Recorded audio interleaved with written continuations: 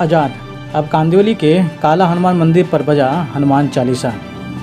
मुंबई के कांदिवली में मनसे नेता और कार्यकर्ता ने काला हनुमान मंदिर पर स्पीकर बांधकर बजाया हनुमान चालीसा।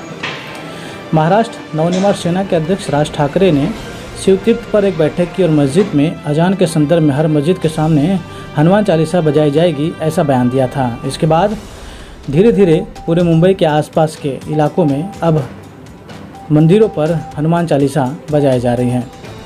कांदिवली चारकोप में मनसे की ओर से दिनेश साल्वी विभाग प्रमुख ने हनुमान मंदिर पर लाउडस्पीकर बांधकर हनुमान चालीसा गाना बजाकर शुरुआत की है। चारकोप विधानसभा अध्यक्ष दिनेश साल्वी ने जय बजरंगबली मंदिर का पूरा सेट स्पीकर माइक सिस्टम को सौंपा। या मशिदींवरती लागणारे भोंगे प्रार्थनेला माझा विरोध नाही, पण या मशिदींवरती लागलेले भोंगे हे खाली उतरवावेच लागतील। या सरकारला हा निर्णय घ्यावाच लागेल, नाहीतर आजच सांगतोय, आत्ता सांगतोय, ज्या मशिदीच्या बाहेर हे भोंगे लागतील त्याच्या दुप्पट समोर स्पीकर लावायचे आणि हनुमान चालीसा लावायचा।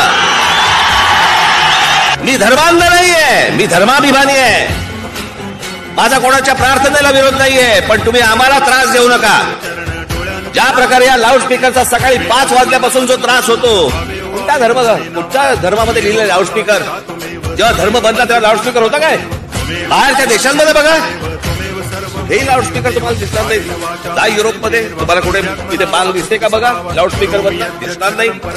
तुमच्या परमेश्वराची प्रार्थना करायची असेल तर करा घरात। साहेबांनी आदेश दिलेला आहे, या सरकारला पण सूचना दिलेली आहे की लवकरात लवकर कोर्टाचे आदेश पाळून भोंगे काढा, नाहीतर आम्ही सर्व मंदिरावरती भोंगे लावून आमची पूजा अर्चना प्रार्थना आम्ही या ठिकाणी करू। आणि त्याची सुरुवात आम्ही केलेली आहे। आत्ताच या मंदिराला स्पीकर, भोंगे, एम्प्लिफायर, पूर्ण माईक सर्व सिस्टम दिलेला आहे आणि एक हनुमान चालीसाची आरती आम्ही आता या ठिकाणी ऐकलेली आहे। या ठिकाणी पोलिसांचं नेमकं कारण मोठा पोलीस बंदोबस्त असं आहे, पोलीस मला वाटतं या सरकारमुळे हिंदूंच्या विरोधकच झालेली आहे।